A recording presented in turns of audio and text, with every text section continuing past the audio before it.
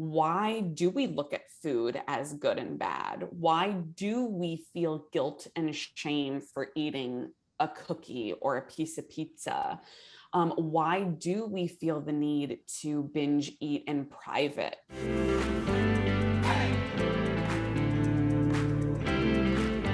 Hello, hello. Hello there. How are you? I'm good. Those who don't know, coming to you live right now, we have Sammy Previte of Find Food Freedom, registered dietitian, intuitive eating counselor. I think I'm missing another title. Certified personal trainer Yes. and owner of Find Food Freedom. You got it all. And TikTok sensation. I was just looking, you're almost up to 650,000 followers. Weird. It's crazy. Right? But the reason is you just tell it like it is, girlfriend, and that's why you have the following that you do. So let's dive right in. I personally, as a health coach, I'm going through the certification right now for intuitive eating. And Awesome. I've been so inspired by everything that you share because it's so real and so down to earth and a little in your face, but I think it's important that it's in your face because we've had the other side of the story for too long. Yeah, Right? So absolutely. for midlife moms, let's just dive in, and can you share a little bit about your experience as a Find Food Freedom coach, and what do women, and especially midlife moms, come to you with, and what's their experience been, and how do you help them? Yeah, so many things to unpack here. Yeah. So I think, to share a little bit, I am a registered dietitian and I went into the field like many dietitians do, having a disordered relationship with food and or eating disorder. Now, I didn't have a clinically diagnosed eating disorder, but I definitely had a really unhealthy relationship with food through my teenage years into college. And I really pursued the field of nutrition, thinking that I was going to find that, I use heavy air quotes, magic answer, that I was going to learn how to lose weight, keep it off, and teach everyone else how to do so. And life is going to be great. And then I got to a point where I was graduating, I was becoming a dietitian. So I was going on for additional schooling. I hated my body more than ever. My relationship with food was horrible. And I didn't have the magic answer. And I was like, something's wrong here, right? And that's where I was so fortunate throughout my additional schooling of becoming a registered dietitian that I got exposed to different dietitians under the intuitive eating realm and more so in the eating disorder community. And that's when I was like, oh, the magic answer is that it's not about weight loss. It's like literally the opposite of what you've been chasing your entire life.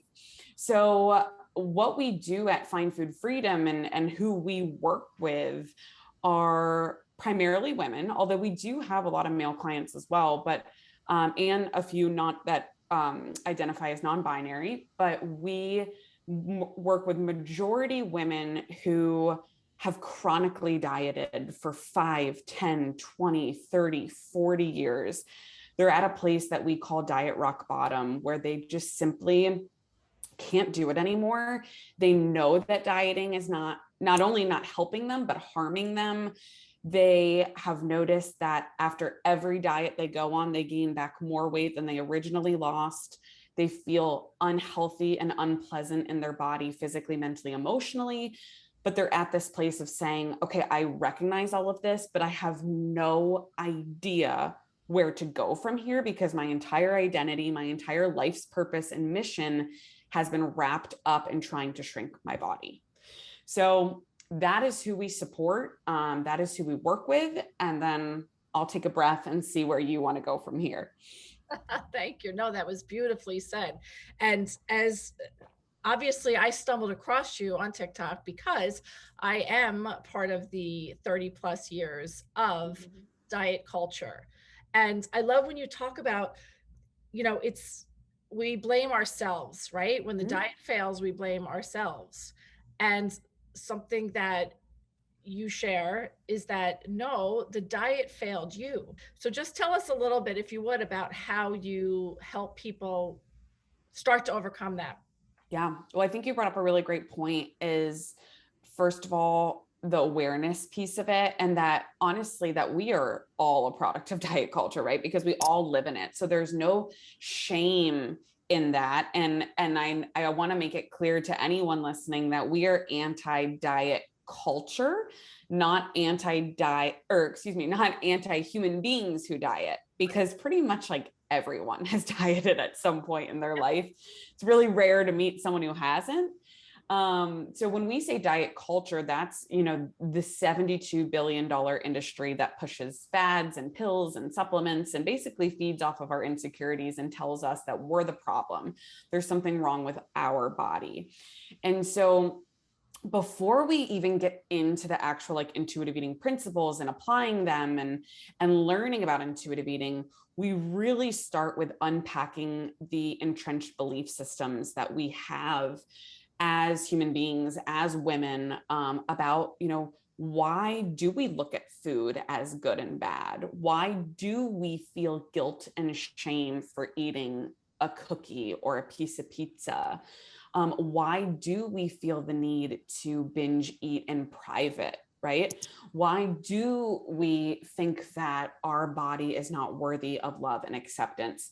Before we can start to really take active steps to work through this, it's important to have the awareness of those entrenched belief systems, because and to recognize how much diet culture has impacted us. Because I think dieting is so common, right? It's like you hear it all the time. You go out to eat, you hear with ladies at like a little luncheon, and all they're talking about is, oh, I lost this much weight, or what diet are you on? And it's so ingrained in us that we don't realize the impact that it has on us. So much of that is really sitting with clients, unpacking their belief systems, and recognizing that for 20, 30 plus years, we've put our trust in external rules and, calories and macros and portions. And we slowly start to turn inward and learn how to trust our bodies again. So one of the most simple places to start is with intuitive eating. There are 10 defined principles. A lot of people think it's just eat whatever you want, whenever you want. That's not intuitive eating. That's just not dieting. So a lot of times I'll hear people say like, oh, intuitive eating doesn't work for me. I just eat cake and cookies and pizza all day long. And I'm like, that's not intuitive eating. So when we look at intuitive eating, what we hear on social media is that make peace with food, right? That's principle number 3, which includes unconditional permission to eat. And that can feel so radical if we have been restricting for 30 years. But that is usually where we will start with clients, because we can't listen to our hunger and fullness cues and learn how to cope with our emotions with things other than food if we have guilt and shame tied to food. So a big part of what we do is really neutralize the relationship with food, learn how to bring back the fear foods, the forbidden foods, the off-limit foods, which feels really scary at first.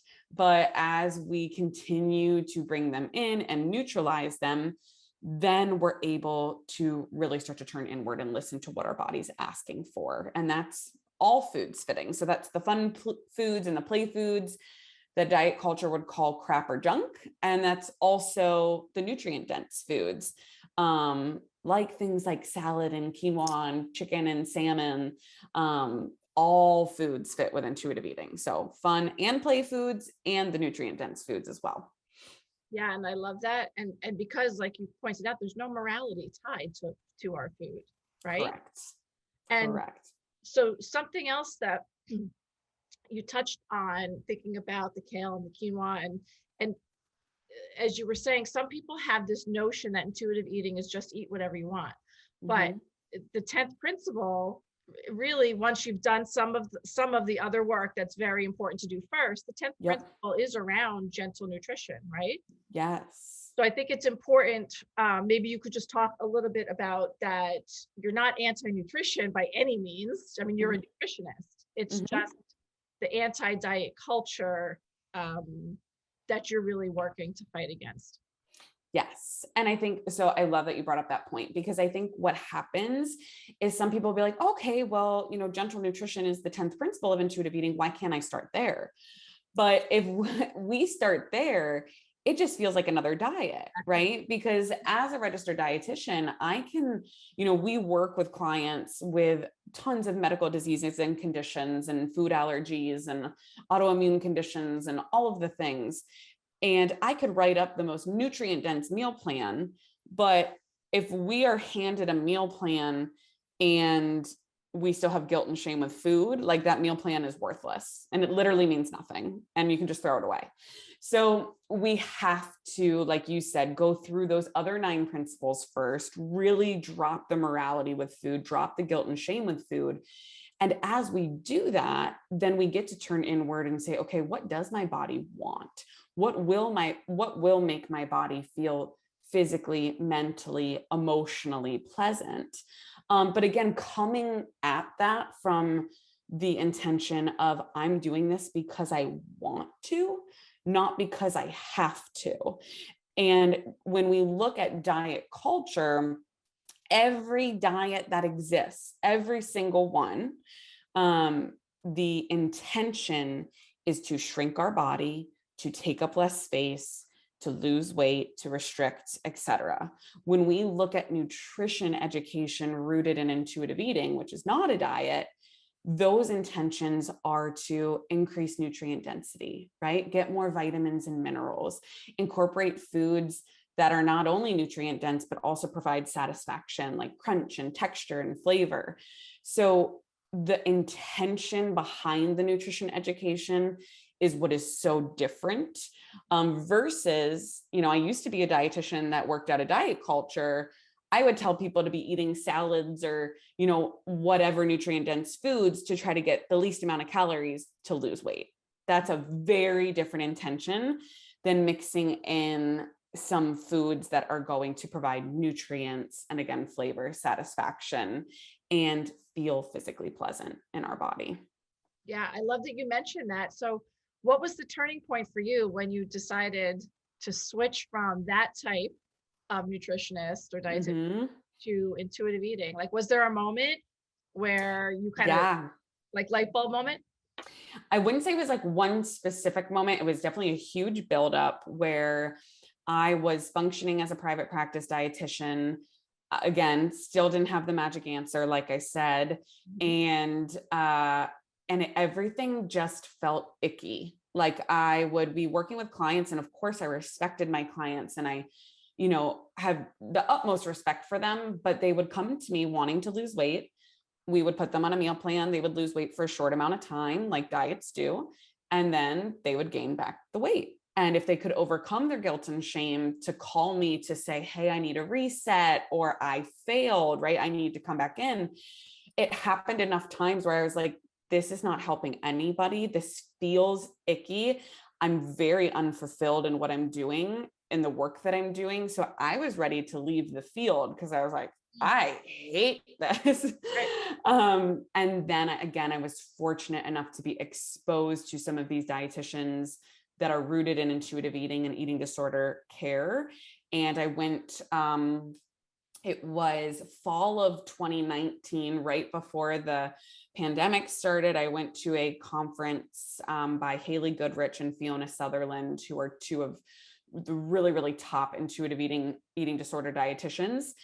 And I remember leaving that and I was saying goodbye to them and I just started crying and bawling because I think it was just like finally feeling so validated, like something like this exists and it's evidence-based and there's 140 plus studies and it improves people's health physically, mentally, emotionally. And I was just like, wow, okay, there's a lot of unlearning to do. I will be honest, it was very hard.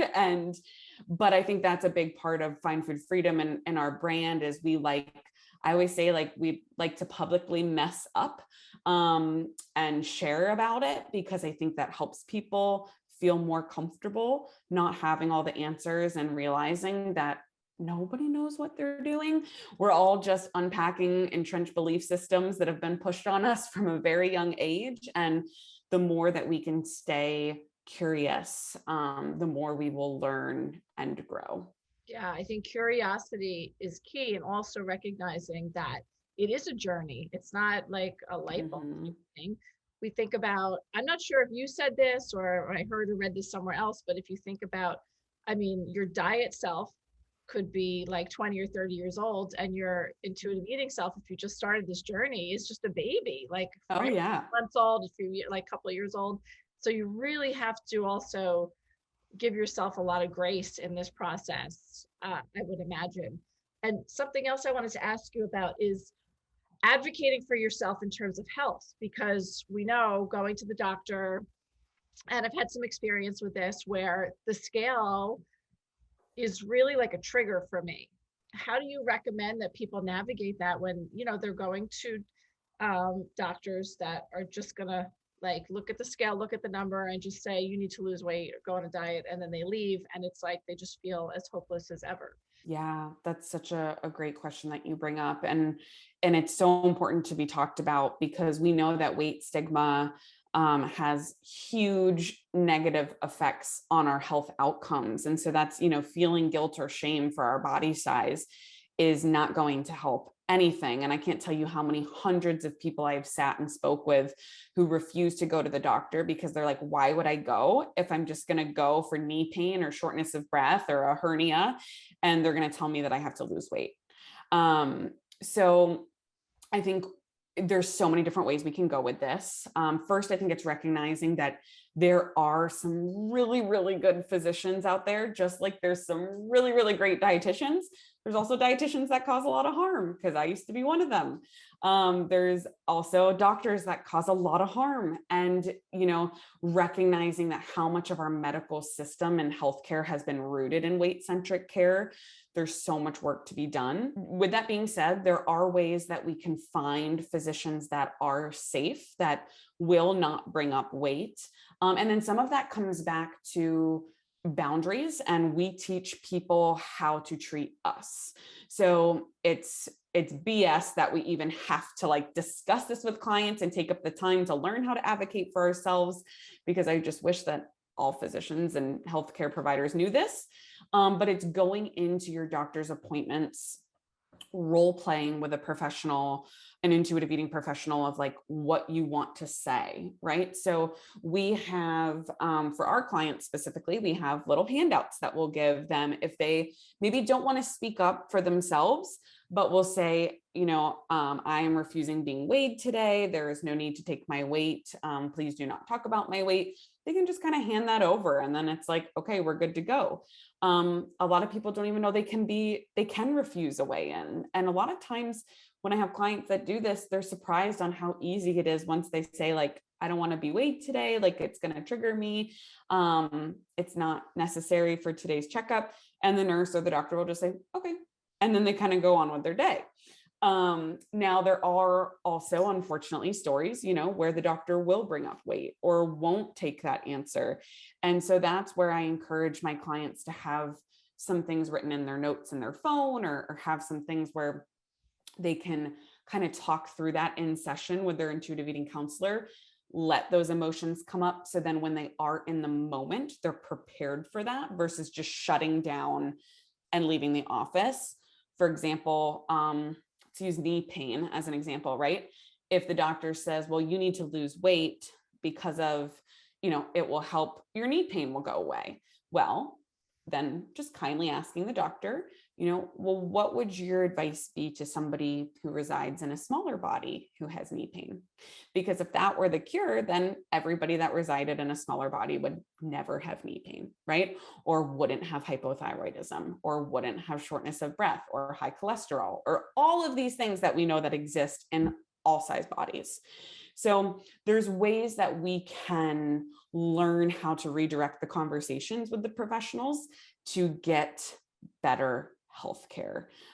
Because we do know that not going to the doctor has a negative outcome on our overall health. The care that we receive is so important.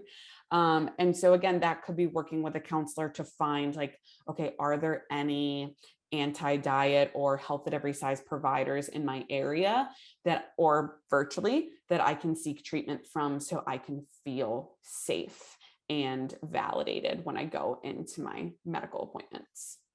Something that you shared on TikTok, I don't know if you remember this. You were talking about like packing for a vacation, right? And getting dressed. Mhm. And I wanted you to share a little bit about how you recommend people navigate their closet and getting dressed if they're still struggling on this eating journey. Yes. And I have to give full credit to Evelyn Tribole, one of the co-authors of Intuitive Eating. She taught me this one. But I call it the comfort first, style second wardrobe try on. That's what we'll call it for today. So it's a two-step process. It's super simple. You can do it at home in your closet, or if you're even going on, going into fitting rooms and trying clothes on, you can also use this there as well. But for sake of example, let's say it's our closet, we're packing for vacay. So pull out everything. And honestly, I would say, even if this is not for a vacay, just empty your closet, put everything on the bed, and start a try on haul. And before the mirror is ever looked at, we're only looking at comfort first. So back to the mirror, turn the mirrors around, get the mirrors out of the room, whatever you got to do, we're looking at comfort first. So if you're, let's say, trying on a dress and you walk around in it, you sit down in it, maybe you do a little dance, do a little squat, and it's comfortable, great. Then, and only then, do we turn around into a mirror and say, okay, does this pass the style test? Right? Because we've all done it where we have an article of clothing that we put on, we can barely breathe, we can't sit down, like that pair of jeans that, like, okay, if I'm standing, I can breathe, but as soon as I sit, like, it's just cutting off all circulation. And then we wear them to an event, and what happens? We pick our bodies apart. We think about like, oh, this is so uncomfortable. Like, I can't breathe. There's something wrong with me. I need to lose weight. And it just triggers that negative self-talk. So if it is not comfortable, then it doesn't even get to go to the style test and of turning around in front of the mirror. And I really encourage people, if you're not ready to let go of the clothes fully, right? Maybe you don't want to donate them, you don't want to get rid of them, just put them somewhere out of sight, out of mind. So have some bags that you can put under your bed, in a spare closet, in the trunk of your car, in an attic, somewhere where you know that when you're walking into your closet, that every article of clothing that is in there is a safe space and will fit your body comfortably. Because I can't tell you how many people have told me they've purchased things smaller on purpose to, air quotes, motivate them to lose weight, when really all it does is a constant reminder of shame and feeling like our body isn't good enough. So those are some things, and thinking about shoes, right? We would never, ever buy a pair of shoes that are 2 sizes too small, hoping to fit into them, knowing that they would hurt the heck out of our feet. So it's that same thing. Like, we buy clothes to fit our body. We do not shapeshift our body to fit the clothes. Thank you so much for being here. For anybody that's not following Sammy, again, hop on Find Food Freedom. And I just want to thank you again, Sammy. Thank you for all the inspiration you've provided.